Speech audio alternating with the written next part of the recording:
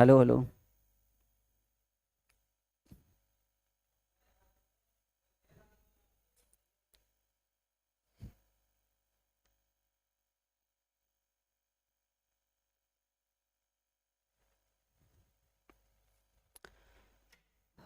Hello my dear students, welcome to Dream classes.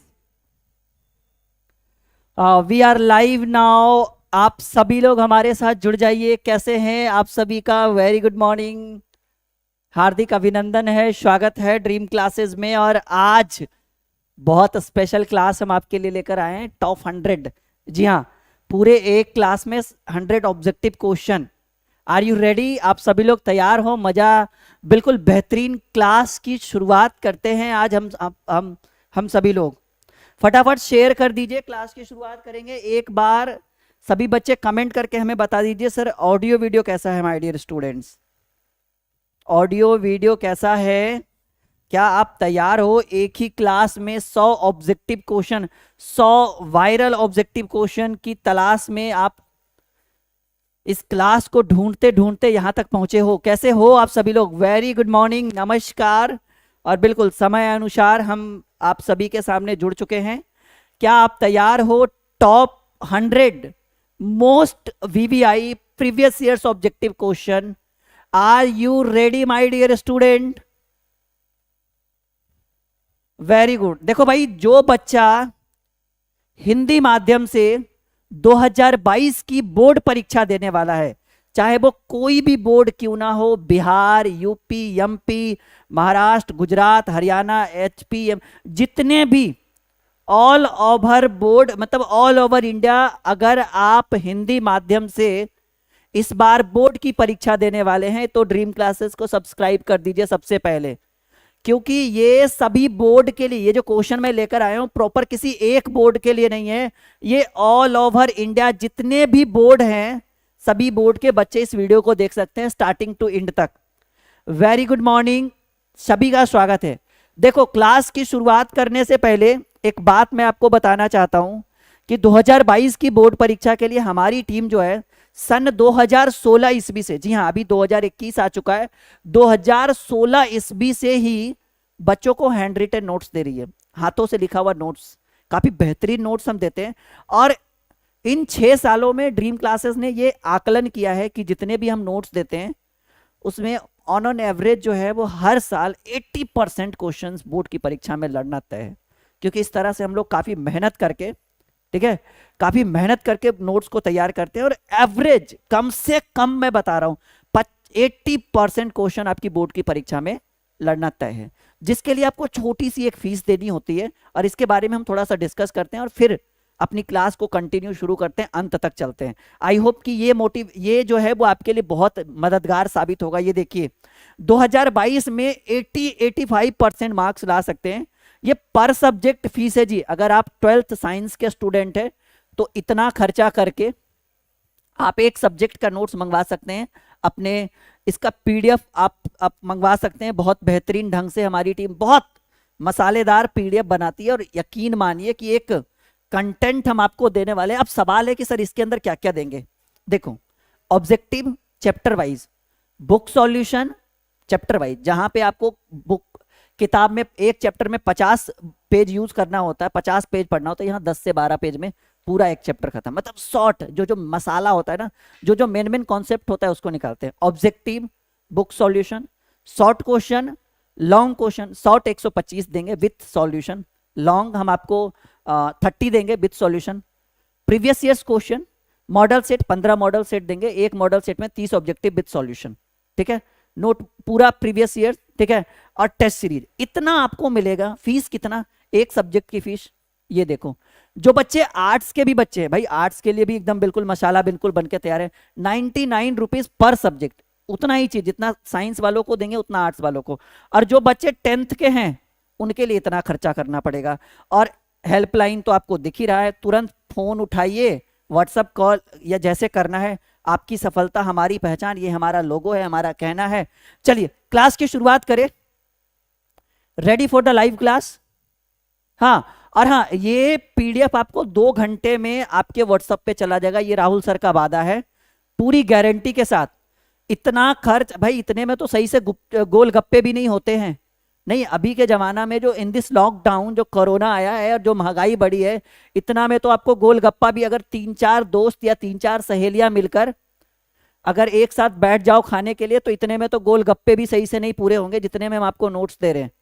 नहीं भाई, all subject का notes नहीं, ये एक सब्जेक्ट की ये फीस है, पर सब्जेक्ट। दिख नहीं रहा आपको, ये पर सब्जेक्ट की फीस है। ठीक है, चलिए। तो अब सभी बच्चे हमारे साथ जुड़ गए होंगे। आई होप कि आप ये चीज समझ चुके हो कि भाई इस बार टॉपर बनना है तो ड्रीम क्लासेस का notes, live class, crash course join करना पड़ेगा ही पड़ेगा। ड्रीम क्लासेस का ऐप इंस्टॉल कर लीजिए, वीडियो के डिस्क्रिप्शन में लिंक है, और वहां से क्रैश कोर्स, लाइव क्लास, पूरा कंप्लीट बैच आप ज्वाइन कर सकते हो। चलिए क्लास की शुरुआत करते हैं। पहला सवाल भौतिकी कक्षा 12, भौतिकी कक्षा 12 आपके स्क्रीन के ऊपर टॉप 100 एकदम स्पीड में पूरी गति में करेंगे। ठीक है, भौतिकी कक्षा 12 टॉप 500, हालांकि आज 500 तो नहीं करेंगे, आज हम लोग कितने ऑब्जेक्टिव का करेंगे सॉल्यूशन, टॉप 100 यहां पे मैं लिख देता हूं, टॉप 100। जी हां, top 100, just a second, just a second, बस शुरुआत कर रहे हैं कुछ ही क्षणों में। अपना अपना जो है बिल्कुल दबदबा कायम रखिएगा। ठीक है बच्चों, रेडी, टॉप 100 गेस ऑब्जेक्टिव। जी हां, तैयार हैं आज के क्लास के लिए? Are you ready? चलो, बहुत सारे बच्चे हमारे साथ जुड़ गए हैं। अच्छा, 1 का सी, अभी क्वेश्चन आया भी नहीं है, आपने 1 का सी मार भी दिया, ओहो बहुत बढ़िया। चलिए, are you ready my dear students, welcome to Dream Classes. क्या आप तैयार हैं आज की क्लास के लिए? चलो भाई, बहुत बढ़िया। पहला सवाल आपके स्क्रीन के ऊपर, पहला सवाल आपके स्क्रीन के ऊपर, कूलाम्ब बल, एकदम गति में करेंगे भाई। कूलाम्ब बल जो है वो किस प्रकार के बल का उदाहरण है? कूलाम्ब बल किस प्रकार के बल का उदाहरण है? पहला सवाल देखो भाई, कूलाम्ब बल जो होता है वो केंद्रीय बल और विद्युत बल दोनों होता है, इसलिए 1 का सी मारेंगे राइट आंसर। बहुत बढ़िया, वेरी गुड। बहुत देखो, आज रिवीजन भी हो जाएगा, क्लास भी हो जाएगा, और एक नया कॉन्सेप्ट भी राहुल सर आपको दे देंगे, ड्रीम क्लासेस आपको दे देगी। अगर आपने ड्रीम क्लासेस को सब्सक्राइब नहीं किया तो उंगलियां जल्दी से दबाइए नीचे रेड कलर पे, और उसको फटाक से ब्लैक करिए और सब्सक्राइब करिए ड्रीम क्लासेस को। चलो, आर यू रेडी? मजा आ रहा है? जी हाँ, पहला का राइट आंसर। बहुत सारे बच्चों ने सी को पहले टिक लगा रखा था, और बहुत बढ़िया कि चलो आप इस तरह से आपकी क्लासेस आप मतलब आप कर रहे हो, बहुत बढ़िया। दूसरा सवाल, पीछे नहीं हटेंगे, बताओ जी, स्थिर विद्युत क्षेत्र कैसा होता है? स्थिर विद्युतीय क्षेत्र जो होता है वो कैसा होता है? 4 विकल्प आपके स्क्रीन के ऊपर है, फटाफट बताइए, 10 सेकंड में फिर क्लास आगे बढ़ा।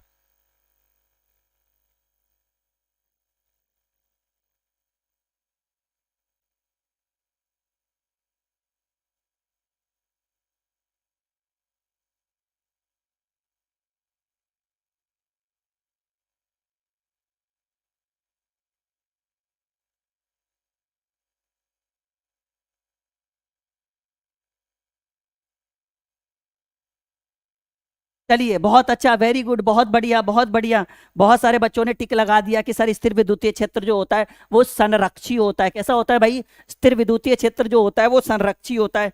2 सवाल हो गए, 100 सवाल करना है तो ज्यादा टाइम तो है नहीं, फास्ट फास्ट करेंगे। और तीसरा सवाल, स्थिर कूलाम जो होता है वो कितने कूलाम के बराबर होता है? स्थिर कूलाम जो होता है वो कितने कूलाम के बराबर होता है? फटाफट आंसर दीजिए, स्थिर कूलाम कितने कूलाम के बराबर होता है? फटाफट शेयर करिए, फटाफट शेयर करिए। आज एकदम असलेटर पे पांव रखेंगे, गति में आंसर देंगे। तीसरा सवाल आपके स्क्रीन के ऊपर, जल्दी जल्दी से आंसर दो भाई। तीसरा सवाल बहुत बढ़िया सवाल है, बहुत फटाफट आंसर दीजिएगा। तो भाई, एक स्थिर कूलाम जो होता है वो 3 गुने 10 पर पावर 9 के बराबर, नहीं नहीं, 3 गुने 10 पर पावर 9 के बराबर, हमने बोला स्थिर कूलाम की बात कर रहे हैं। जी हाँ, 3 का राइट आंसर ये हो गया। चलिए, चौथा सवाल आपके स्क्रीन के ऊपर, फटाफट करेंगे चौथा सवाल, क्योंकि आज हमें 100 क्वेश्चन खत्म करना है, वो भी एक क्लास में, और ये इतना आसान नहीं है। यदि गोले पर आवेश, यदि गोले पर आवेश जो है, यदि गोले पर आवेश 10 माइक्रो कूलाम हो तो उसकी सतह पर विद्युतीय फ्लक्स का मान बताइए। यदि गोले पर आवेश, बहुत बढ़िया सवाल, फटाफट आंसर दीजिए,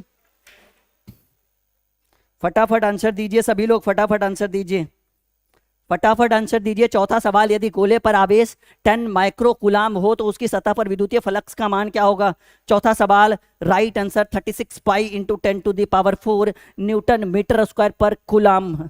ठीक है, बढ़िया, बहुत बढ़िया, वेरी गुड। 4 का राइट आंसर हो गया बी। शेयर करते रहिए। यदि गोले पर आवेश 10 माइक्रो कूलाम है तो उसकी सतह पर विद्युतीय फ्लक्स जो होता है वो 36 pi into 10⁴ newton metre square प्रति कूलाम होता है। 5वां सवाल, रुकेंगे नहीं आज, बिल्कुल रुकेंगे नहीं, गति लाएंगे भाई, क्योंकि जितना लेट होगा बच्चे उतना बोर फील होंगे, क्योंकि हमें 100 क्वेश्चन एक क्लास में करना है। मुक्त आकाश की विद्युतशीलता या परावैद्युता, जिसको इप्सिलॉन नोट बोलते हैं, क्या होगा इसका मान? मुक्त आकाश की परावैद्युता, जिसको इप्सिलॉन नोट ई आर बोला जाता है, सॉरी ई आर नहीं, ई ओ, सॉरी इप्सिलॉन नोट। बताइए इसका जो मान होगा वो कितना होगा? 5वां सवाल, 5 विकल्प आपके स्क्रीन के ऊपर, फटाफट बताओ।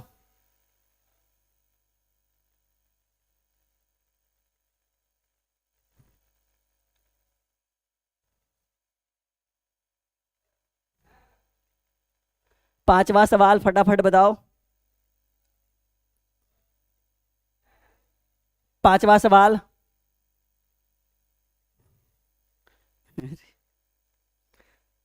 फटाफट बताइए क्या होगा राइट आंसर।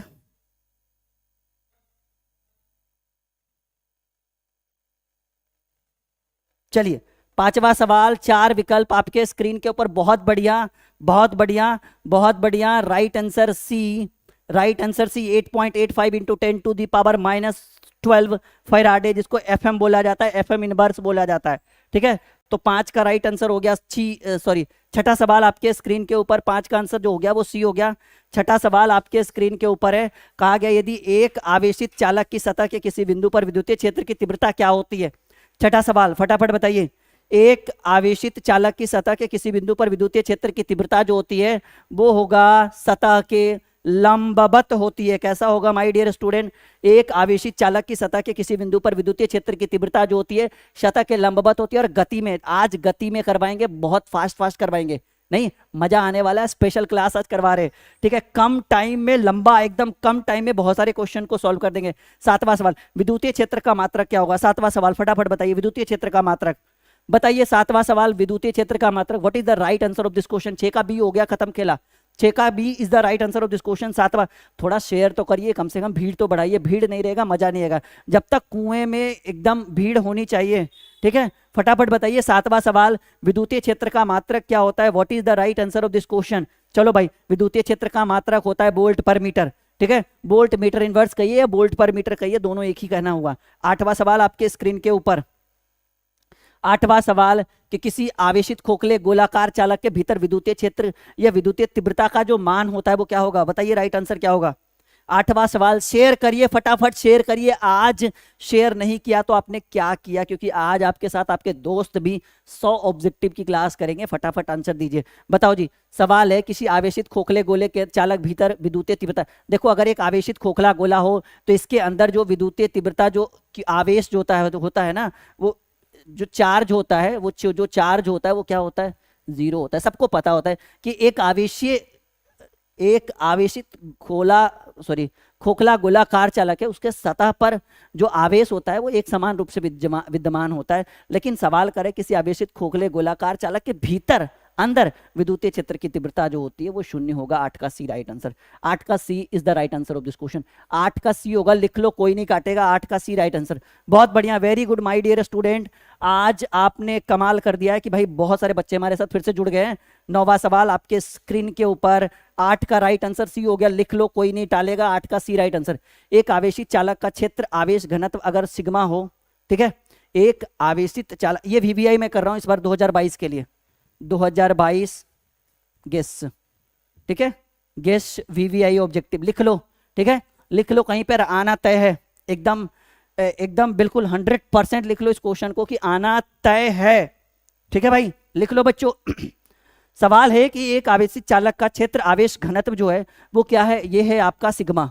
ये क्या है बच्चा? ये है आपका सिग्मा। एक आवेशित चालक का क्षेत्र आवेश क्षेत्र घनत्व जो है ना वो सिग्मा है, तो इसके पास विद्युत क्षेत्र का मान बताओ क्या होगा। What is the right answer of this question. Question number 9 क्या होगा। सबको पता है कि सर इसका राइट आंसर आपने पढ़ाया भी था क्लास में कि भाई सिग्मा बटे इप्सिलॉन नोट और उधर सिग्मा बटे 2 इप्सिलॉन नोट, इस तरह से जोड़ के जो है आपका आंसर हो जाएगा 9 का ए, सिग्मा बटे 2 इप्सिलॉन नोट 9 का ए हो गया राइट आंसर। चलो बहुत बढ़िया, वेरी गुड, बहुत बढ़िया, वेरी गुड। 10वां सवाल आपके स्क्रीन के ऊपर, 10वां सवाल आपके स्क्रीन के ऊपर। सवाल है कि चालक पदार्थ से बने असीमित आवेशित पतली चादर की सतह के निकट स्थित किसी बिंदु पर विद्युतीय क्षेत्र का मान बताइए।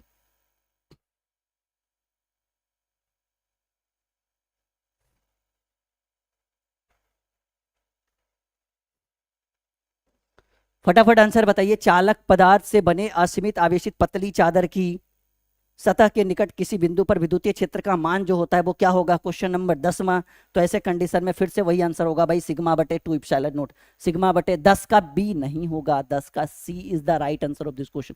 भाई सिग्मा बटे इप्सिलॉन नोट नहीं होगा, ये दोनों तरफ से जुटेगा ना, तो 10 का सी होगा, 10 का सी होगा ना ना ना ना, 10 का बी नोट, 10 का C is the correct answer of this question. ठीक है, 10 का क्या होगा, C is the correct answer of this question. चलो 11वां सवाल। 100 क्वेश्चन करना है तो समय तो कम देना पड़ेगा ना हर क्वेश्चन पे आपको, क्योंकि अगर आप समय कहेंगे सर ज्यादा दीजिए तो फिर 100 तो कोई टीचर करवा ही नहीं सकता एक ही क्लास में आपको। यदि एक द्रव बूंद को आवेशित किया जाता है तो उसके अंदर क्या घटना घटती है। 11वां सवाल बहुत बढ़िया सवाल है, सवाल बहुत स्पेशल है भाई, सवाल बहुत स्पेशल है कि सर जी अगर एक बूंद द्रव बूंद को हम आवेशित करेंगे तो उसके साथ क्या घटना घटेगी। 11वां का क्या होगा राइट आंसर, फटाफट शेयर करते रहिए। ठीक है, अच्छा मैंने रॉन्ग बताया, अच्छा बहुत बढ़िया।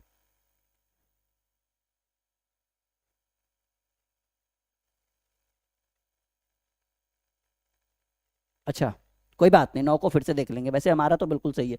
11वां सवाल, यदि एक द्रव बूंद को आवेशित किया जाता है तो उसके अंदर क्या घटना घटती है। तो उसके अंदर घटना ये घटेगी कि उसके अंदर का जो प्रेशर है वो बढ़ जाएगा। उसके अंदर प्रेशर जो, देखो अभी भी बच्चा गलत बोल रहा है, 11 तो कम से कम सही बनाओ।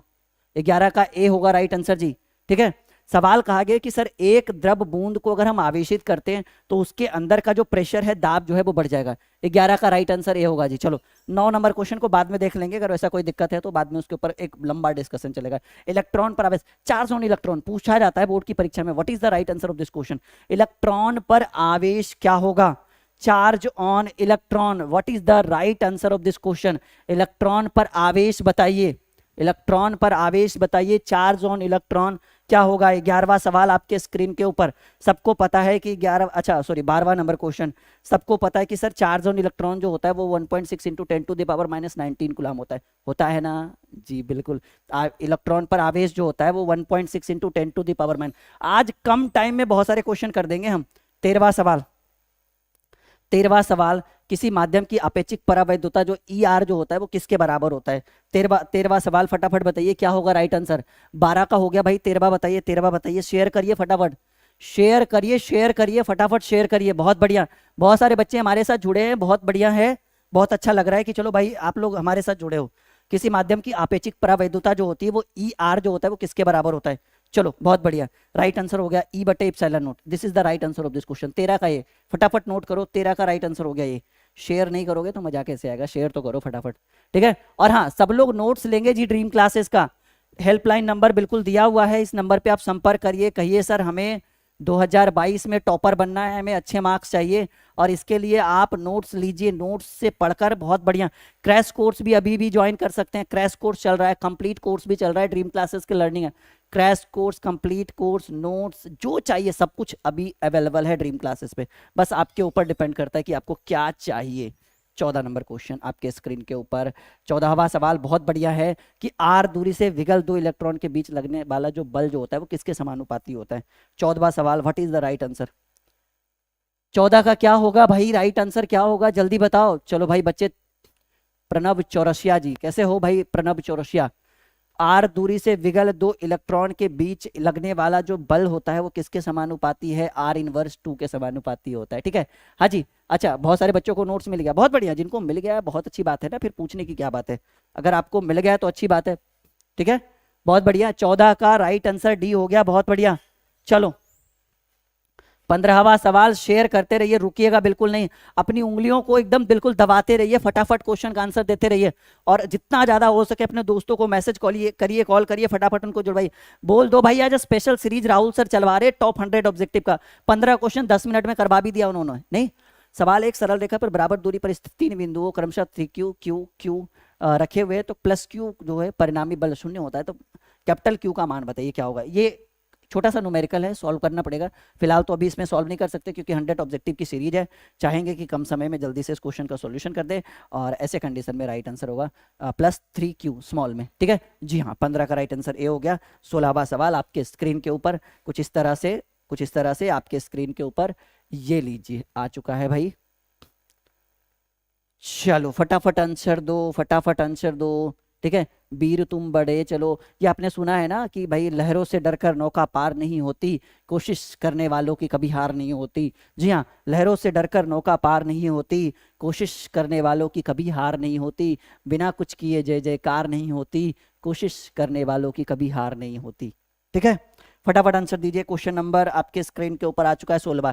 एक अनावेशित वस्तु पर 1 कूलाम आवेश होने के लिए, point to be noted my dear students, क्या कह रहा है क्वेश्चन, कह रहा है कि अनावेशित वस्तु है, उस पर 1 कूलाम आवेश होने के लिए उसमें से निकाले गए इलेक्ट्रॉनों की संख्या, मतलब एक अनावेशित वस्तु है, उसके ऊपर चार्ज जो होना चाहिए वो 1 कूलाम आवेश होना चाहिए, तो उसके लिए हमें कितने इलेक्ट्रॉन की संख्या निकालनी, मतलब कितने इलेक्ट्रॉनों को बाहर निकालना होगा। क्वेश्चन नंबर 16, 4 विकल्प आपके स्क्रीन के ऊपर। What is the right answer of this question? Question number 16 and right answer is equal to 6.25 into 10⁻18 electron को बाहर निकालना होगा। जी हाँ, 16 का राइट आंसर ए हो गया कि किसी अनावेशित वस्तु पर 1 कूलाम आवेश को होने के लिए उसमें निकाले गए इलेक्ट्रॉनों की संख्या जो होगी वो 6.25 इंटू 10⁻18 इलेक्ट्रॉन जो होगा वो निकालने पड़ेंगे। 17वां सवाल आ भी गया आपके, इप्सिलॉन नॉट का मात्रा लीजिए, एकदम प्यारा सा सवाल, फटाफट बताओ।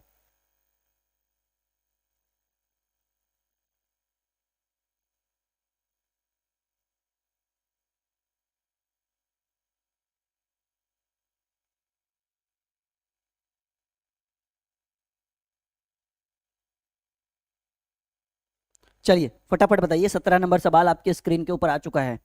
17 नंबर सवाल कि इप्सिलॉन नोट का जो मात्रक होता है क्या होता है। सबको पता है कि सर ये आसान सवाल है, सबको पता है कि सर ये आसान सवाल है। F M inverse is the right answer of this question. 17 का बी, बहुत बढ़िया। चलो F M inverse is the right answer of this question. 18वां सवाल भी आपके स्क्रीन के ऊपर आ ही चुका है कि प्रावैधता का ऐसा ही मात्रक क्या होता है। What is the right answer of this question? Option आपको स्क्रीन के ऊपर दिख रहा है, मुझे बोलने की कोई जरूरत नहीं, बोलने से समय वेस्ट होगा, समय वेस्ट होगा, फिर 100 ऑब्जेक्टिव की सीरीज हम करवा नहीं पाएंगे, इसलिए मैं बोलूंगा कम और सीधे सीधे टॉपिक पर डिस्कस करेंगे। भाई प्रावैधता का ऐसा ही मात्रक जो होता है C inverse 2 N inverse M inverse 2, this is the right answer of this question. देखिए आज उंगलियों को फेरते रहिए, रुकना नहीं है, गति जो है वो बरकरार रखिएगा, क्योंकि आज हमने शुरू से ही पहले ही क्वेश्चन से स्लेटर पे पांव रखा है, क्योंकि हमने थंबनेल में लगाया 100 क्वेश्चन।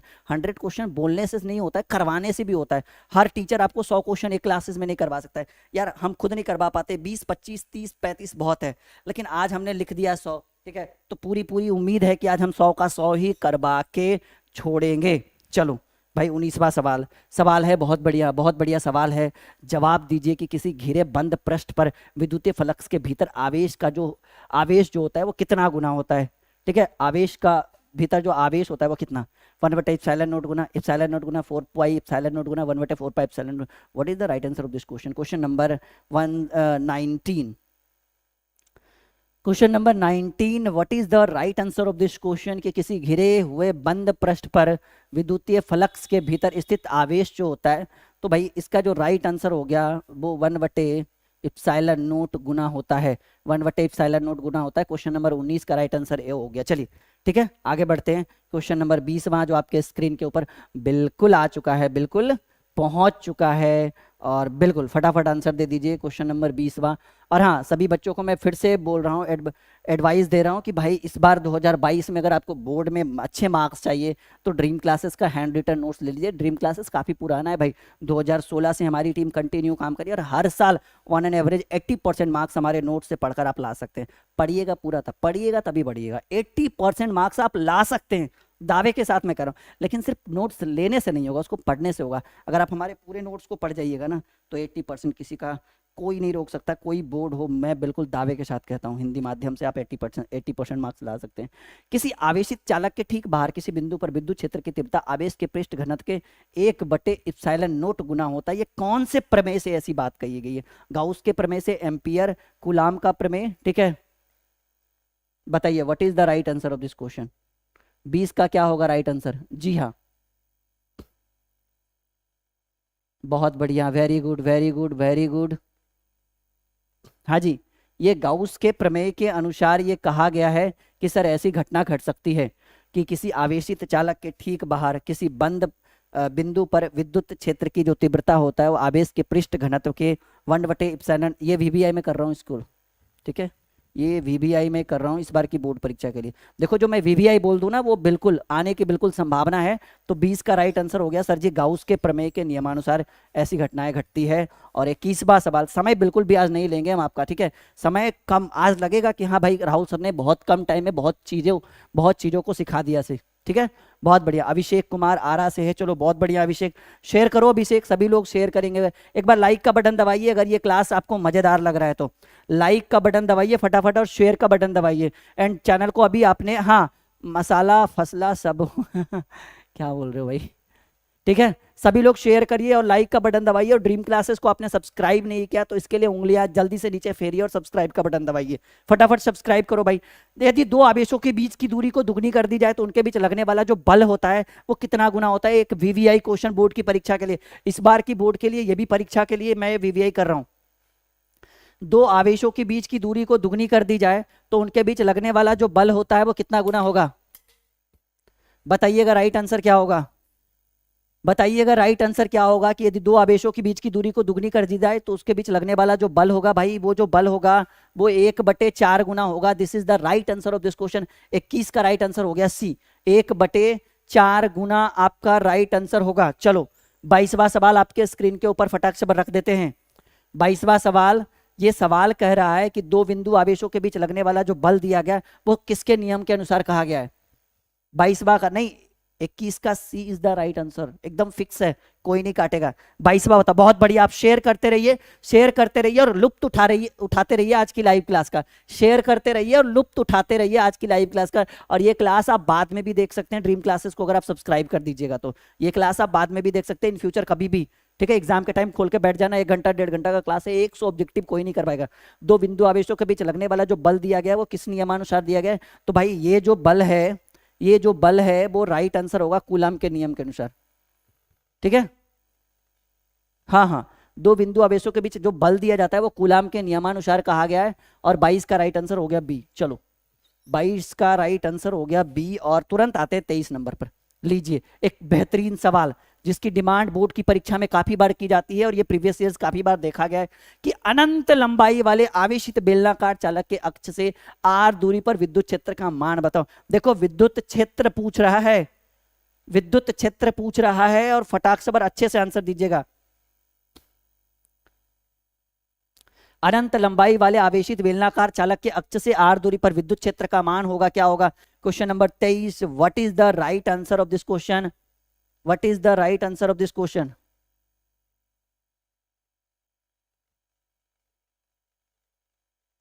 हाँ बताइए बताइए बताइए, 23 का राइट आंसर क्या होगा? देखो ये बेलनाकार चालक है जी, थोड़ा सा कंफ्यूज होना नहीं है। 23 का राइट आंसर क्या होगा? 23 का राइट आंसर ये होगा जी, आवेश का ये रैखिक घनत्व है और राइट आंसर होगा 23 का भी 2πε0r, ठीक है। हाँ क्लियर होना चाहिए एकदम सारा कॉन्सेप्ट। 23 का B is the right answer of this question, क्योंकि वो अनंत लंबाई का एक बेलनाकार चालक था, ठीक है। गाउस का नियम नहीं लगा देना है वहां पे। 24, यदि समरूप विद्युतीय क्षेत्र एक्स अक्ष की दिशा में हो तो समविभवी तल जो होगा वो किस दिशा में होगा? 24वां सवाल आपके स्क्रीन के ऊपर।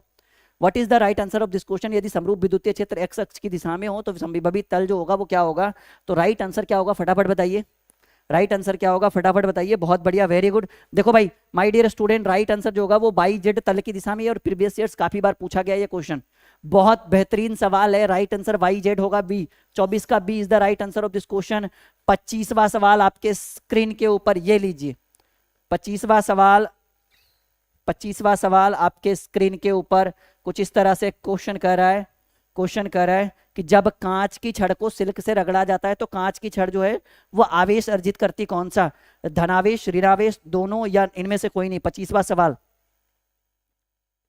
25वां सवाल बहुत बढ़िया गति में करवा रहे हैं ना आज, एकदम मजा आ रहा होगा, स्लेटर पे पाव रख के करवा रहे। हाँ जी, अरे भाई 9th को गोली मारिए ना, ठीक है क्वेश्चन गलती हो गया, आप भी इंसान हो हम भी इंसान है, टिक लगा दिया होगा, बाद में उसको देख लेंगे, ठीक है। फटाफट बताइए 25वां सवाल, जब कांच की छड़ को सिल्क से रगड़ा जाता है तो छड़ जो है वो कौन सा आवेश अर्जित करेगी। 25वां सवाल, what is the right answer of this question. देखो भाई ऐसे कंडीशन में जो होगा वो धनावेशित होगा ये। हाँ 25 का राइट आंसर ये हो गया, लिख लो कॉपी में, कोई नहीं काटेगा इसका आंसर, ठीक है, कोई नहीं काटेगा, कोई नहीं काटेगा, लिख लो, ठीक है। चलो 26वां सवाल कि जब कांच की छड़ को सिल्क से रगड़ा जाता है तो कांच की जड़, देखो अभी हमने बोला ना कि कांच की छड़ क्या करती, धनावेशित लेती है, और यही क्वेश्चन देखो यहाँ भी आ भी गया कि जब कांच की छड़ को सिल्क से रगड़ा जाता है तो कांच की छड़ जो है वो धनावेशित हो जाती है, क्योंकि रीजन बताइए, what is the right answer of this question, क्या होगा इसका मेन रीजन जी कि कांच की जो छड़ है वो धनावेशित हो जाती है, इसका सबसे प्रमुख रीजन क्या होगा। 26वां सवाल, 4 विकल्प आपके स्क्रीन के ऊपर, 26वां सवाल 4 विकल्प आपके स्क्रीन के ऊपर। देखो भाई ऐसा, इसका सबसे प्रमुख रीजन ये है कि कांच में इलेक्ट्रॉन की संख्या जो होती है घटती है, कमती है, यही कारण है, ठीक है। 26 का राइट आंसर होगा D is the right answer of this question जी। बी जो लिख रहा है ना गोलू राज, गलत है भाई गोलू तुम्हारा, ठीक है। मुस्कान, अमृता, प्रवेश, आशिफ, चलो बहुत सारे बच्चे हैं, जया, अनमोल कुमार, भाई बहुत सारे बच्चे हमारे साथ जुड़े हुए हैं। 26 का राइट आंसर हो गया डी। चलो 27वां सवाल आपके स्क्रीन के ऊपर कुछ इस तरह से है कि किसी वस्तु का ऋणावेशित होने का क्या रीजन है, किसी वस्तु का ऋणावेशित होने का रीजन बताइए, what is the right answer of this question.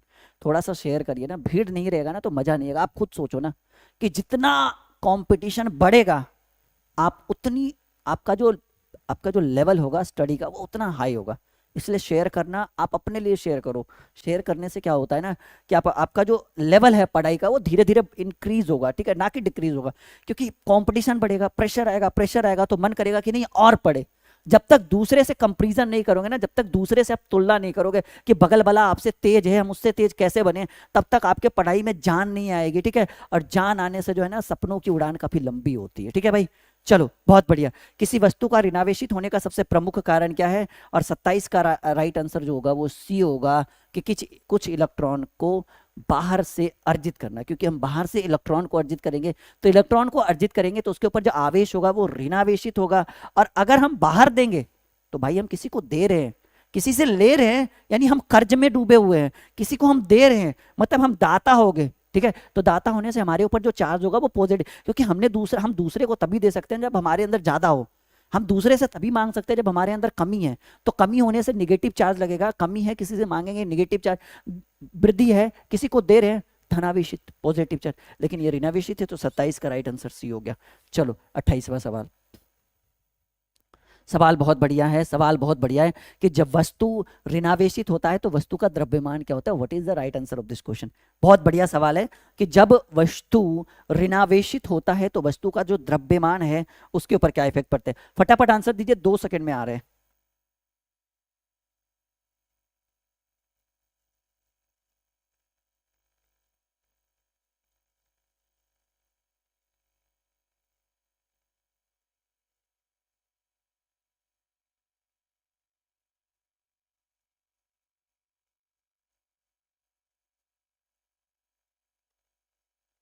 चलिए बताइए, जब वस्तु ऋणावेशित होती है तो वस्तु का जो द्रव्यमान होता है वो क्या होता है, ये क्वेश्चन नंबर 28 हमने कहा है, तो राइट आंसर होगा कि भाई जब वस्तु ऋणावेशित होती है ना तो उसका द्रव्यमान बढ़ जाता है। 28 का राइट आंसर भी, बहुत बढ़िया, वेरी गुड वेरी गुड, बहुत वेरी गुड, बहुत बढ़िया। ऐसे कंडीशन में क्या फटाफट आंसर दे रहे हो, बहुत बढ़िया, ठीक है।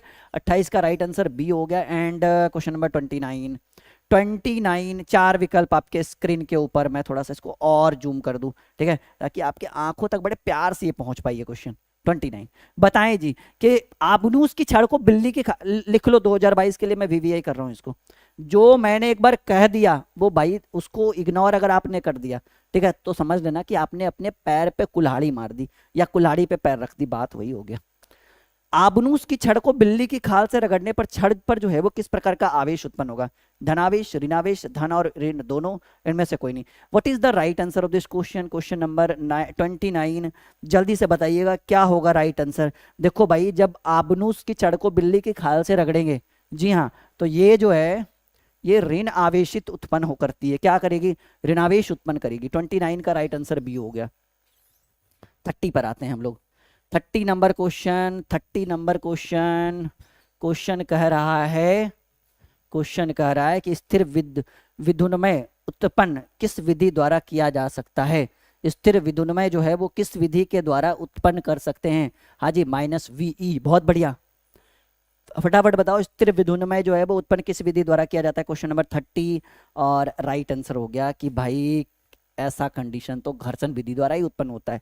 ठीक है, 30 का राइट आंसर ए हो गया कि सर स्थिर विधुनमय उत्पन्न किस विधि द्वारा करेंगे, तो 30 का राइट आंसर ए हो गया। अब हम लोग 31 पर आते हैं। ठीक है, 31 पर आते हैं और 31 आपके स्क्रीन के ऊपर है। कह रहा है कि किसी वस्तु के भार पर क्या प्रभाव पड़ेगा जब वस्तु को रगड़कर आवेशित किया जाता है? किसी वस्तु के मास पे, द्रव्यमान पे, भार पे क्या प्रभाव पड़ेगा जब वस्तु को रगड़कर आवेशित किया जाता है? फटाफट आंसर दीजिए भाई, गति लाइए अपने अंदर। किसी वस्तु के भार पर क्या प्रभाव पड़ेगा जब वस्तु को रगड़कर आवेशित किया जाता है? Question number 31। और राइट आंसर जो होगा बच्चा वो होगा कि भार बढ़ भी सकता है, घट सकता है, यानी डिपेंड करेगा कि हम किस वस्तु को रगड़कर आवेशित कर रहे हैं। तो वही कहा गया है कि क्या प्रभाव पड़ेगा। तो भार जो है वो बढ़ भी सकता है और घट भी सकता है।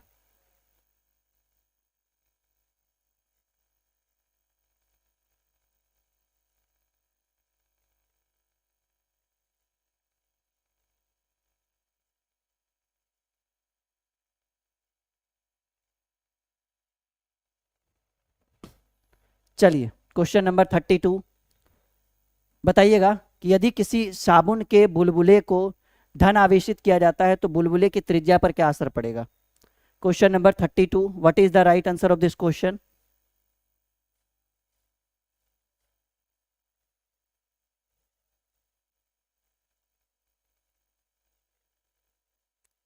बताइएगा क्या राइट आंसर होगा। किसी साबुन के बुलबुले को धन आवेशित किया जाता है तो बुलबुले की त्रिज्या पर क्या असर पड़ेगा? क्वेश्चन नंबर 32, फटाफट आंसर बताइएगा। किसी साबुन के बुलबुले को धन आवेशित किया जाता है तो बुलबुले की त्रिज्या पर क्या असर पड़ेगा? Question number 32। चलिए, बहुत बढ़िया, वेरी गुड, वेरी गुड, बहुत बढ़िया, बहुत बढ़िया, बहुत सारे बच्चे सही आंसर दे रहे हैं। सर देखो, ऐसे कंडीशन में जो त्रिज्या है वो बढ़ जाएगा। यदि किसी साबुन के बुलबुले को धन आवेशित किया जाता है तो बुलबुले की जो त्रिज्या है वो बढ़ जाएगा। क्या होगा? 32 का राइट आंसर हो गया सी। क्या हो गया? 32 का राइट आंसर हो गया सी। और अब हम लोग डिस्कस करते हैं 33 पर। ठीक है, क्वेश्चन नंबर 33, क्वेश्चन नंबर 33 जो आपके स्क्रीन के ऊपर आ चुका है। बहुत बढ़िया सवाल है, फटाफट आंसर दीजिए।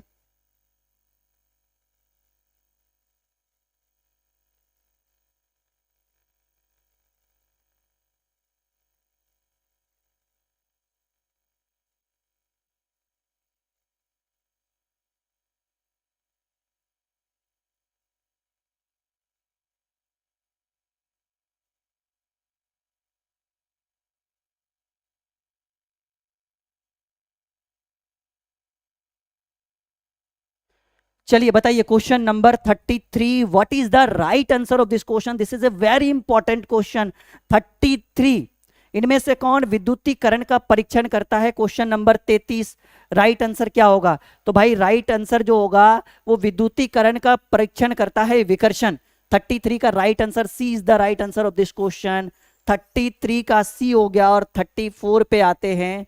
ठीक है, 34 पे आते हैं कि कौन कौन ऐसे वैज्ञानिक थे जिन्होंने आवेश के क्वांटमीकरण का जो है वो प्रायोगिक रूप से प्रदर्शित निर्देशित किया था? मैक्स बॉर्न, ये बॉर्न है, मैक्स बॉर्न इनका नाम है। मैक्स प्लांक, थॉमसन या मिलियन नहीं, ये मिलिकन साहब थे जी भाई। ये कौन थे? ये मिलिकन साहब थे। आप आंसर दीजिए, 10 सेकेंड में हम आते हैं।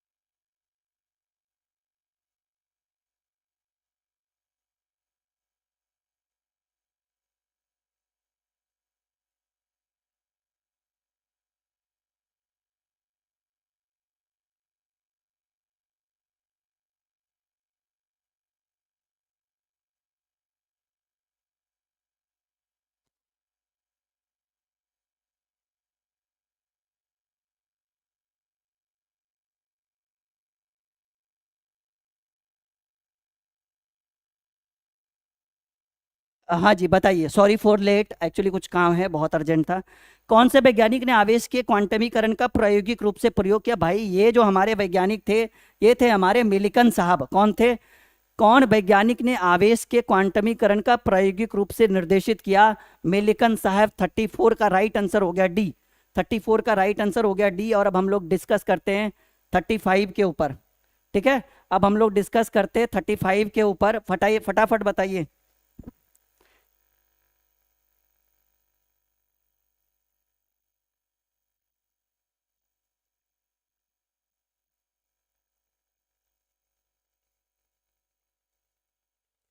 बताइए 35 का राइट आंसर क्या होगा भाई? 35 का राइट आंसर क्या होगा? What is the right answer of this question? मजा आ रहा है आप सभी को? आप सभी को मजा आ रहा है? बस हाँ या ना एक बार हम जानना चाहते हैं, फिर क्लास को और गति करेंगे भाई। 35 विद्युत द्विध्रुव आघूर्ण का एसआई मात्रक क्या होगा? तो 35, एक बार हाँ या ना बोलेंगे सभी लोग। 35 का राइट आंसर हो गया ए, कूलाम मीटर। बहुत आसान क्वेश्चन था। मजा आ रहा है? बस हाँ या ना।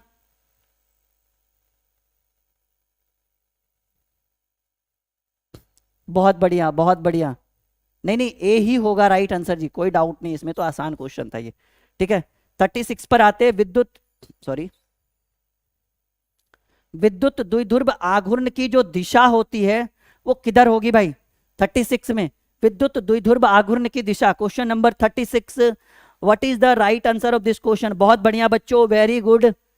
36 पे आ जाओ। विद्युत द्विध्रुव आघूर्ण की दिशा क्या होगा? देखो भाई, विद्युत द्विध्रुव आघूर्ण की जो दिशा है वो ऋणावेश से धनावेश की ओर होती है। कैसी होती है? ऋणावेश से धनावेश की ओर होती है। 36 का राइट आंसर हो गया ए। 36 का राइट आंसर क्या हो गया? ए हो गया। और अब हम लोग सीधे सीधे आते हैं 37 पे। 37 एक बहुत बेहतरीन सवाल है। 37 एक बहुत बेहतरीन सवाल है। डिमांड बहुत ज्यादा है इस क्वेश्चन की कि द्विध्रुव के अक्ष पर विद्युत क्षेत्र की दिशा जो है विद्युत द्विध्रुव आघूर्ण की दिशा के किस ओर होती है? बहुत बढ़िया। द्विध्रुव के अक्ष पर विद्युत क्षेत्र की जो दिशा है वो विद्युत द्विध्रुव आघूर्ण की दिशा के किस ओर होती है? What is the right answer of this question? 37। जल्दी जल्दी से आंसर दीजिए, फटाफट अस्लेटर पे पांव रखिए। देखो इसका जो होता है वो विद्युत द्विध्रुव की दिशा के समानांतर होती है। 37 का राइट आंसर हो गया ए। ठीक है, किसके होगा? समानांतर होगा। 38 की बात करें कि 3 संधारित्र जिसमें प्रत्येक की धारिता सी है, श्रेणी क्रम में जोड़ा जाए तो इनकी तुल्य धारिता। मोस्ट वीवीआई क्वेश्चन, इसको भी मैं इस बार के लिए वीवीआई करता हूं। देखो मैं अगर वीवीआई कर दूं तो प्लीज मैं चाहता हूं कि आप इसको इग्नोर ना करें। ठीक है, एक छोटा सा नम्र निवेदन है, क्योंकि काफी लंबा एक्सपीरियंस है और मैं वीवीआई करवा रहा हूं, तो समझ लो कि ये बहुत इंपॉर्टेंट होने वाला है। चलिए, राइट आंसर क्या होगा? सबको पता है कि सर ऐसे कंडीशन में अगर हम श्रेणी क्रम में करेंगे तो C/3 is the right answer of this question. नहीं, 38 का राइट आंसर सी हो गया। ठीक है, चलो 39 पे आते हैं। 39 पे आते हैं कि जब एक विद्युत द्विध्रुव जिसका द्विध्रुव आघूर्ण P वेक्टर है एक समान विद्युतीय क्षेत्र में इस प्रकार रखा जाता है कि जो विद्युत क्षेत्र की दिशा जो है वो विद्युत क्षेत्र E वेक्टर की दिशा में थीटा कोण बनाती है, तब द्विध्रुव पर आरोपित बल आघूर्ण टाउ जो होता है, ये मैं वीवीआई कर रहा हूं। ठीक है, कहिए सर सब कर दीजिएगा क्या? नहीं, सब नहीं करेंगे। 10-20 क्वेश्चन में एक क्वेश्चन कर रहे हैं वीवीआई। मैंने बोला 100 में 25 आना था, तो वो 25 में गेस करूंगा ना। जैसे अभी मैंने बोला कि आज की क्लास आप करें तो 100 पे 25 आएगा, तो 25 कहां से आएगा? हमारे थ्रू ही तो वीवीआई किया रहेगा।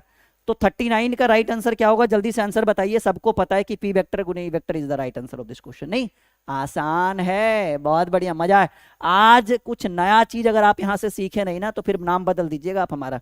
चलो 40, what is the right answer of this question? कि जब द्विध्रुव को असमान, एक समान, ये असमान नहीं होगा, ये एक समान होगा। ठीक है, कुछ लैंग्वेज वगैरह कभी कभार इधर उधर हो जाता है।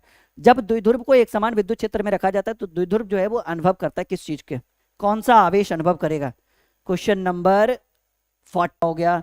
40 का राइट आंसर हो गया सी। बहुत कम टाइम में बहुत सारे क्वेश्चंस करने हैं, इसलिए फटाफट बस टिक लगा रहे हैं और आगे बढ़ रहे हैं, क्योंकि 100 में 25 आना तय मैंने बोला है। तो एक प्रोटॉन तथा एक इलेक्ट्रॉन को एक समान विद्युत क्षेत्र में स्थित है, तो बताइए कौन सी घटना घटेगी? 41वां सवाल। 41वां सवाल, सवाल बहुत बढ़िया है भाई। एक प्रोटॉन तथा एक इलेक्ट्रॉन एक समान विद्युत क्षेत्र में है तो उन पर लगने वाले विद्युत बलों के परिमाण जो होंगे वो बराबर होंगे। 41 का राइट आंसर हो गया सी। ना ना, 41 का सी।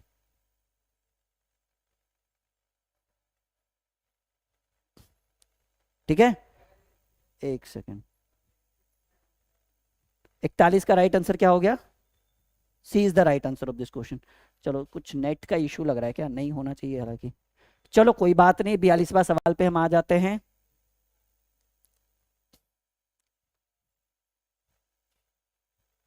इनमें से किस विधि द्वारा विद्युत आवेश उत्पन्न किया जाता है? घर्षण, प्रेरण, दोनों, कोई नहीं। ये पहले भी हो चुका है, इसलिए मैं टिक लगा के आगे बढ़ जाऊंगा।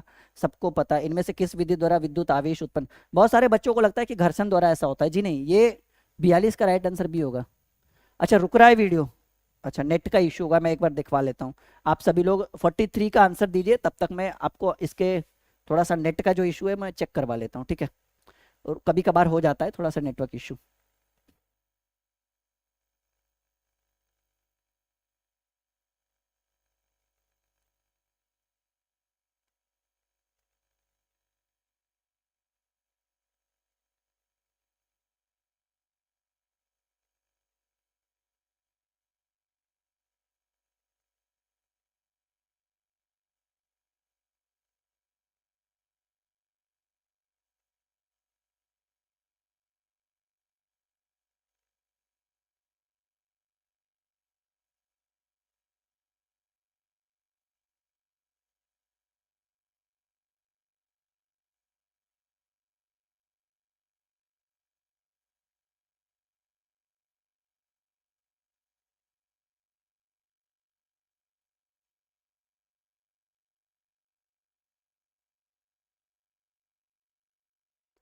चलिए, अभी नेटवर्क ठीक है।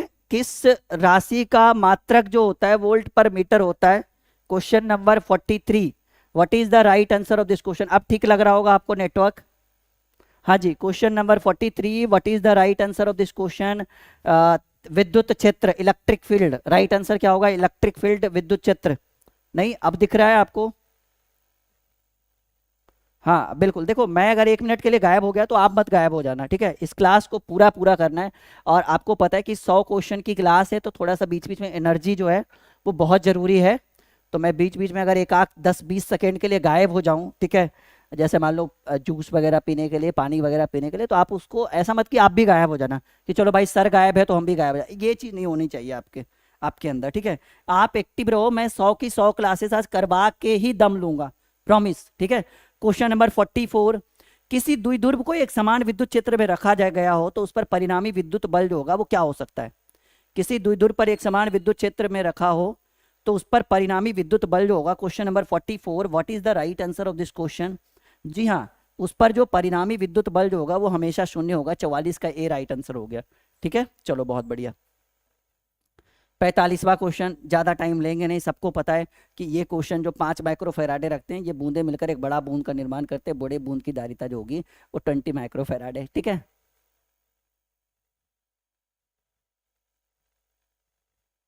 भाई नोट्स कहाँ मिलेगा? नोट्स के लिए आपको यहाँ पे कॉल करना पड़ेगा या व्हाट्सअप करना पड़ेगा, ठीक है? और जो टीम आपको फीस बताएगी, बिल्कुल निश्चिंत होकर दीजिए। मैं राहुल सर एकदम बिल्कुल दावे के साथ कह रहा हूँ कि आपको 100 to 100% नोट्स मिलेगा। कहीं कोई दिक्कत नहीं। बहुत सारे ऐसे लोग होते डरते हैं, पता नहीं फीस पेड किया नोट्स ना मिले। ऐसा कुछ नहीं होगा, ठीक है? 6 साल से हमारी टीम बच्चों को नोट्स दे रही है। एक दिन का काम नहीं है, ऐसा नहीं कि भाई एक दिन का काम है, ठीक है? तो उसके लिए निश्चिंत रहें। आप अपना कर्तव्य, मतलब आप अपना काम करें और निश्चिंत होकर करें। बिल्कुल टीम आपको पूरा पूरा नोट्स देगी। एक भी नोट्स इधर उधर नहीं होगा, ठीक है? पूरी की पूरी नोट्स आपको दी जाएगी। और यकीन मानिए भाई, नोट्स पढ़ के बहुत सारे बच्चे ड्रीम क्लासेस से पास हो रहे, अच्छा मार्क्स ला रहे। बाकी अगर आपको क्रैश कोर्स करना है, कंप्लीट कोर्स ज्वाइन करना है, तो उसके लिए आपको हमारे ऐप को इंस्टॉल करना होगा। वीडियो के डिस्क्रिप्शन में लिंक है, ड्रीम क्लासेस का लर्निंग ऐप है। एक चित्र दिया गया है, समतुल्य धारिता बतानी है कि कितने माइक्रोफेराडे की होगी। एक चित्र दिया गया है, इस चित्र में देखकर आपको बताना है।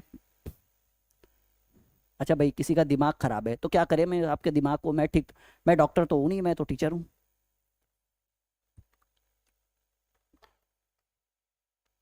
बताए what is the right answer of this question? Just a wait, answer दीजिए।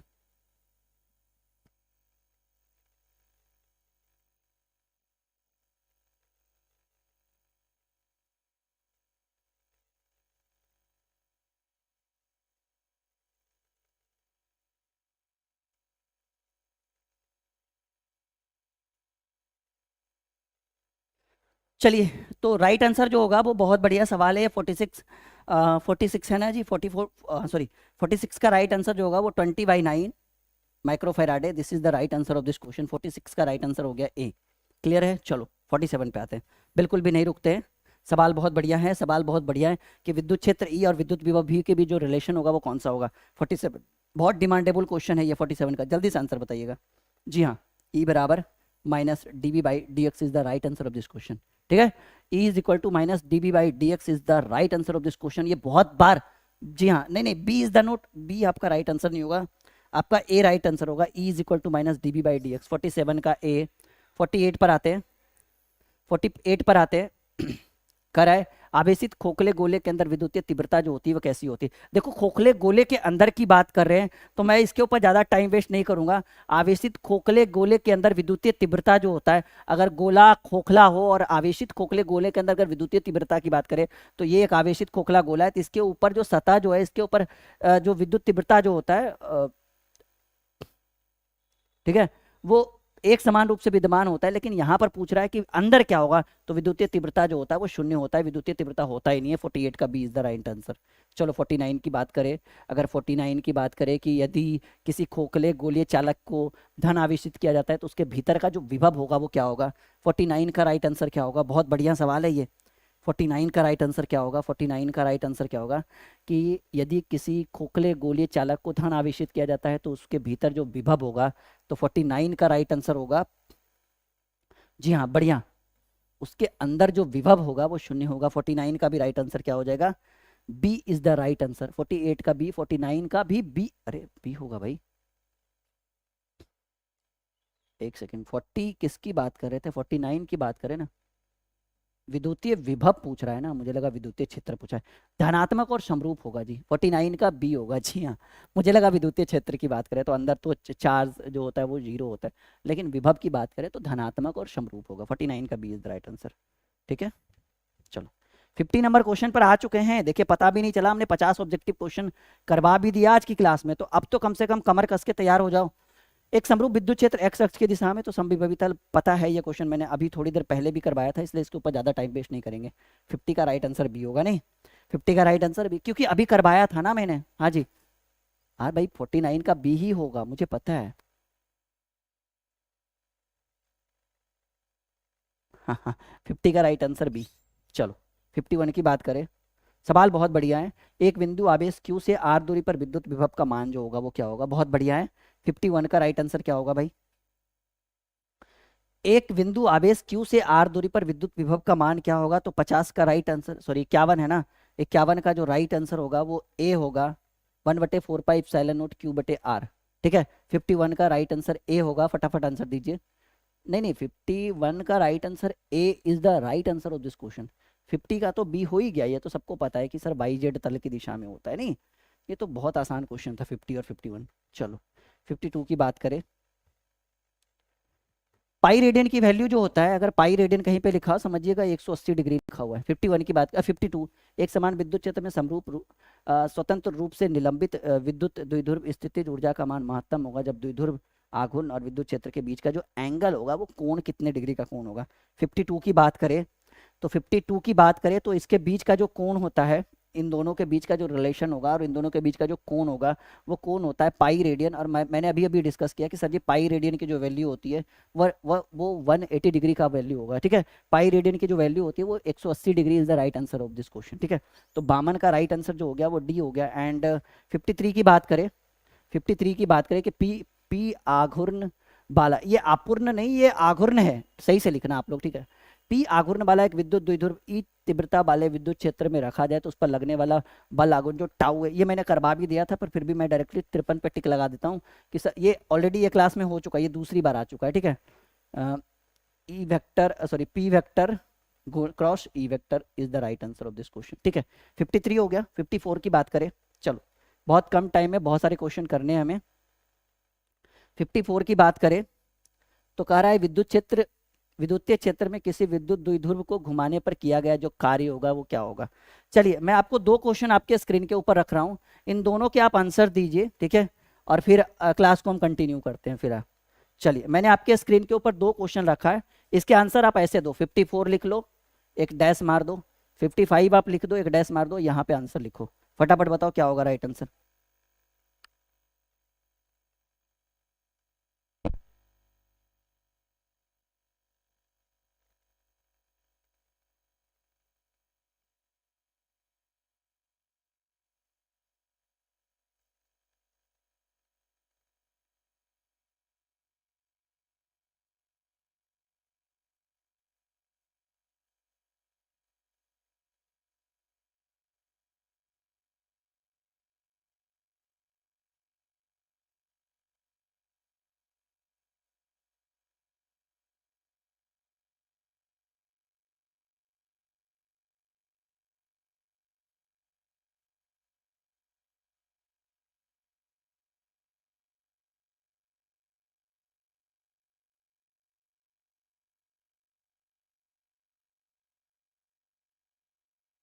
चलिए, देखिए एक्चुअली क्या है ना, ऑडियो जा रहा है, हाँ।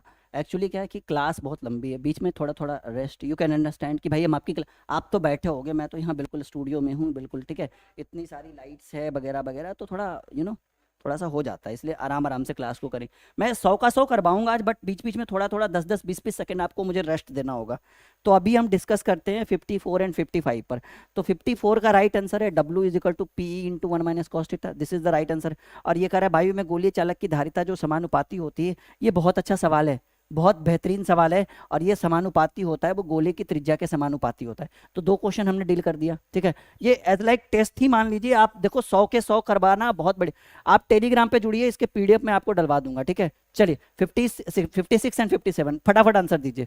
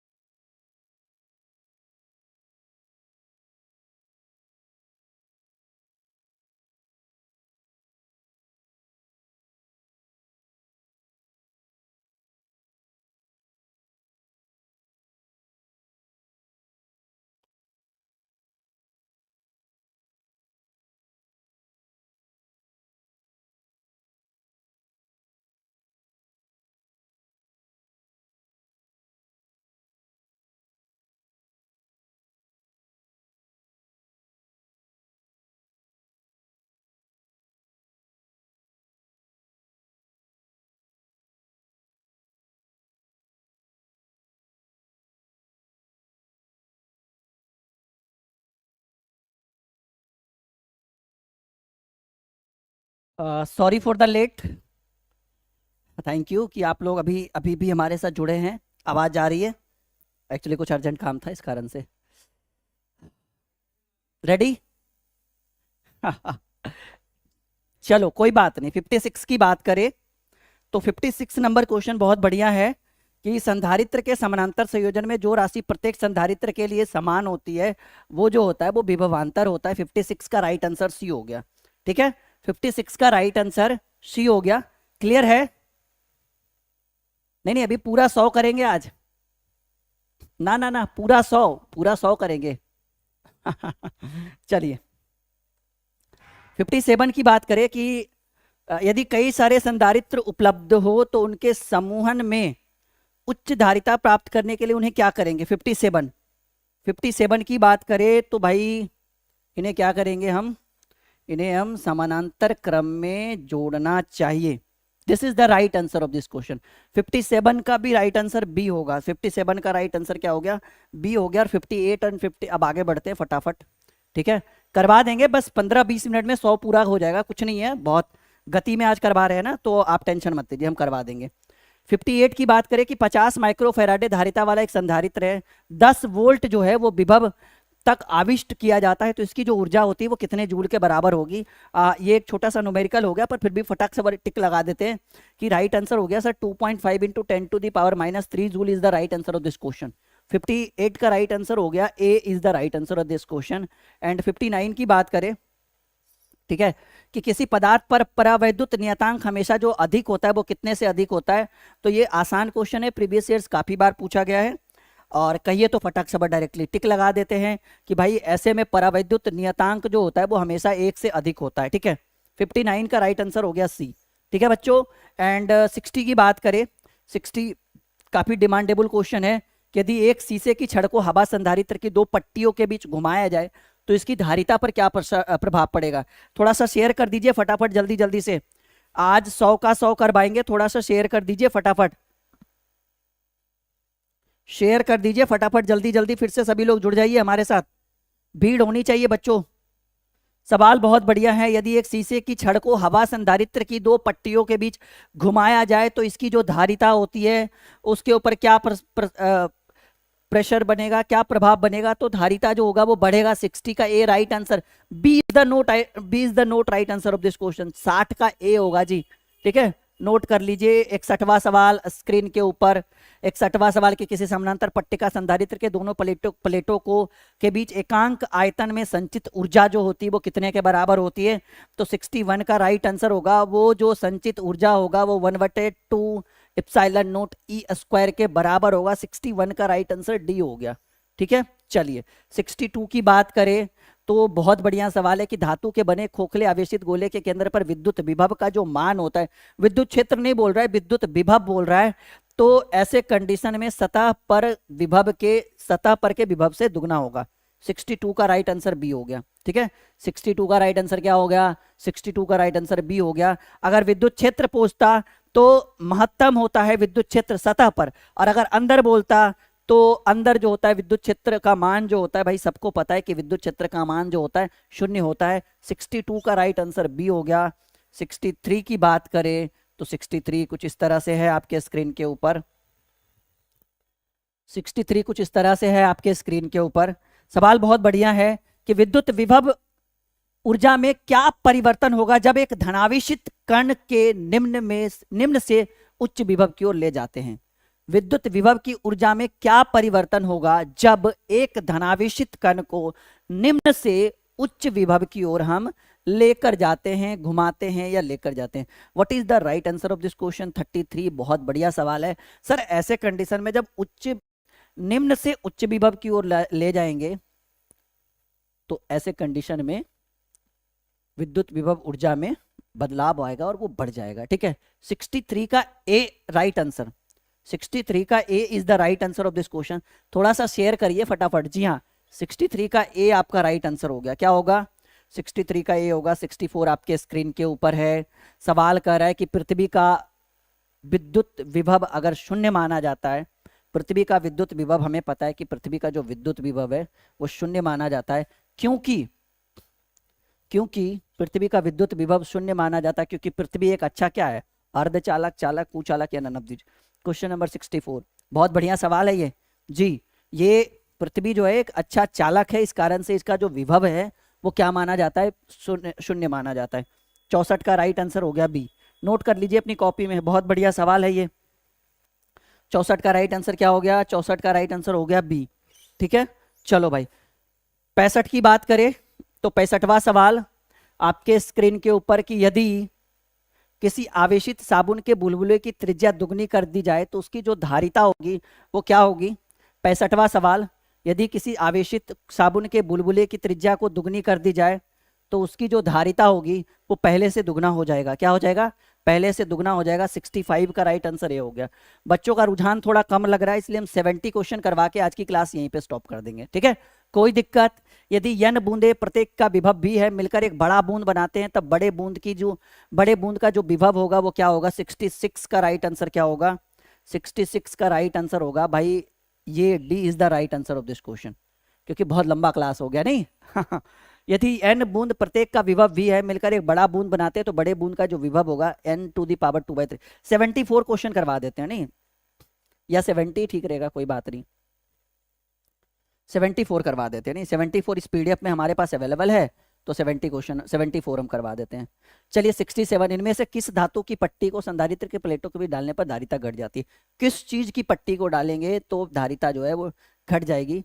हमें तो नहीं लग रहा है कि भाई जिंक, कॉपर, एल्यूमिनियम, इन तीनों में से डालने पर धारिता बढ़ती है। हमें लग रहा है D is the right answer. ठीक है, क्योंकि हमने आज तक पढ़ा है कि जिंक, कॉपर और एल्यूमिनियम की को संधारित्रों के प्लेटों के भी डालते हैं तो धारिता घटती नहीं है। ये तो कंफर्म है, बढ़ जाए या ना बढ़े पता नहीं, पर घटती नहीं है।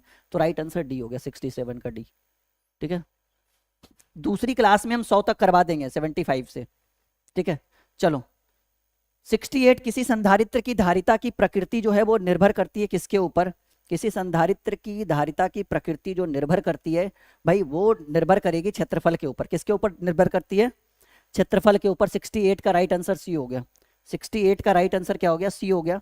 हाँ, क्षेत्रफल के ऊपर डिपेंड करेगी। किसके ऊपर डिपेंड करेगी, क्षेत्रफल के ऊपर।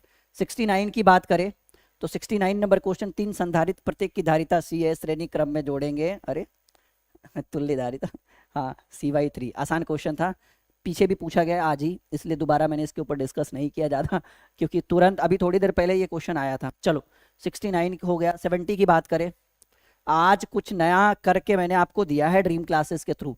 अगर आपने आज लाइक का बटन नहीं दबाया इस क्लास में तो समझ लो कि भाई आप सपोर्टर नहीं हो ड्रीम क्लासेस के। 70 नंबर, एक शीशे की छाल को छड़ होना चाहिए, हवा संधारित्र के 2 पहियों को बीच घुमा जाए। ये छाल नहीं होगा, ये छड़ होगा।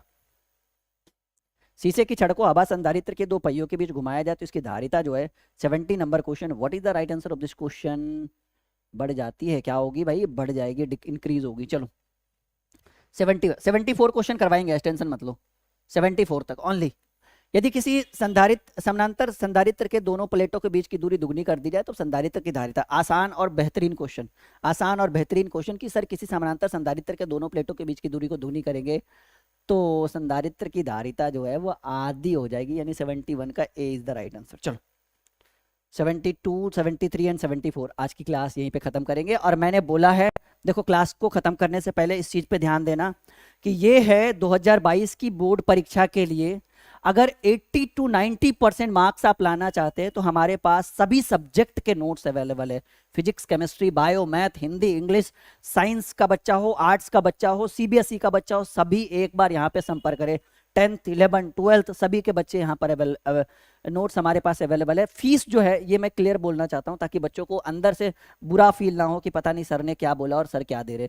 फीस बच्चों आपको एक सब्जेक्ट में इतना खर्चा करना होगा पर subject, objective, short, long, book solution, previous years model से टेस्ट सीरीज, ठीक है, गेस्ट क्वेश्चन विथ सॉल्यूशन, सब कुछ मैं आपको यहाँ पे प्रोवाइड करूंगा अगर आप इसका सब्सक्रिप्शन लेते हैं। आप ये नोट्स आपको व्हाट्सएप पे मिलेगा। अगर आप चाहें कि ड्रीम क्लासेस के ऐप के ऊपर मिलेगा तो ये भी ड्रीम क्लासेस के ऐप के ऊपर, ड्रीम क्लासेस लर्निंग ऐप के ऊपर ये कोर्स बना हुआ है, आप वहाँ पे भी कर सकते हैं। यानी डिपेंड करता है आपके ऊपर। जो 10th के बच्चे हैं उनको फीस लगेगा 99 रुपीज़। जो आर्ट्स के बच्चे हैं उनको फीस कितना लग रहा है, ओनली 99 रुपीज़ पर सब्जेक्ट। ठीक है,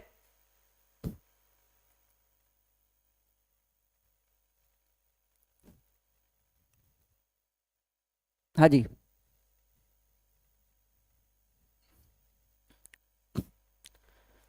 चलो question number 72, what is the right answer of this question. 72वां सवाल, समानांतर प्लेट संधारित्र की धारिता को बढ़ाई जाए तो ऐसा करने से क्या होता है। 72वां सवाल आपके स्क्रीन के ऊपर,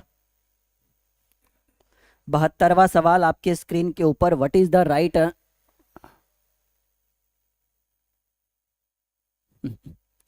भाई अंकिता, एक दो बच्चों के बकवास करने से ड्रीम क्लासेस का कुछ बिगड़ने वाला नहीं है, ठीक है, ठीक है। हाँ कोई दिक्कत नहीं, करने दो, उनका तो काम ही है। समानांतर प्लेट संधारित्र की धारिता बढ़ाई जाती है यदि यदि what is the right answer of this question, यदि प्लेट का क्षेत्रफल बढ़ा दिया जाए, यानी राइट आंसर जो होगा वो C is the right answer of this question. क्या होगा, 72 का ए नहीं होगा, 72 का सी होगा। 73वां सवाल आपके स्क्रीन के ऊपर, 73वां सवाल कि यदि दो गोलीय चालक को अलग अलग आवेशित किया जाता है तब एक दूसरे को जोड़ दिया जाए तो इस प्रक्रिया में कौन सी भौतिक राशि जो है वो संरक्षित रहती है। तो 73वां का राइट आंसर जो होगा कि सर ऐसे कंडीशन में आवेश होता है ना वो संरक्षित रहता है। क्या रहेगा जी, आवेश संरक्षित रहेगा। 73 का राइट आंसर सी हो गया। और आज की क्लास का ये आखिरी क्वेश्चन सवाल है कि विद्युत क्षेत्र ई और विभव ये गलत लिखा हुआ है भाई, ये होगा विभव, विवाह नहीं होगा। बच्चे जब टाइप करते हैं बहुत गलत लिखते हैं। विद्युत क्षेत्र ई वेक्टर और विभव वी वेक्टर के बीच जो है वो रिलेशन बताइए, सबको पता है क्या होगा। 74 का right answer E is equal to minus d V by d r, ठीक है, सी को टिक लगाएंगे, ठीक है। तो आज की क्लास यहीं पे ख़त्म होती है और बहुत मज़ेदार, बहुत स्पेशल। मैं 100 नहीं करवा पाया क्योंकि बच्चों के रुझान थोड़े कम हो गए, बच्चे थोड़ा लेजी फील कर रहे हैं। कोई बात नहीं है, फिर से अगली क्लास में 75 to 100 करवा देंगे, ठीक है। अच्छा लगा तो like share and subscribe the dream classes. आप हमारे साथ टेलीग्राम पे जुड़िए, वीडियो के डिस्क्रिप्शन में टेलीग्राम का लिंक है, ड्रीम क्लासेस के लर्निंग ऐप का लिंक है, ठीक है। हमारे फेसबुक पेज का लिंक है, सब कुछ है नीचे वीडियो के डिस्क्रिप्शन में, चेक करिए एंड यू कैन डू। और बहुत बेहतर रिजल्ट मैं इस बार आपको 2022 में देने वाला हूँ। याद रखिएगा, याद रखिएगा कि इस बार ड्रीम क्लासेस का जो जलवा है पूरे यूपी, बिहार, एमपी, गुजरात, महाराष्ट्र, जितने भी स्टेट है सब जगह ड्रीम क्लासेस का जलवा देखने को मिलेगा। ये हमारा वादा है, हमारा मेहनत, ये मैं नहीं बोल रहा हूँ, हमारी मेहनत बोल रही, हमारी पूरी टीम बोल रही है, ठीक है। एंड बेस्ट ऑफ लक आप सभी को इस वीडियो को पूरा देखने के लिए, इस क्लास को पूरा करने के लिए। इस तरह के वीडियोस के लिए बिल्कुल ड्रीम क्लासेस के साथ कनेक्ट होकर रहिए, जुड़ के रहिए।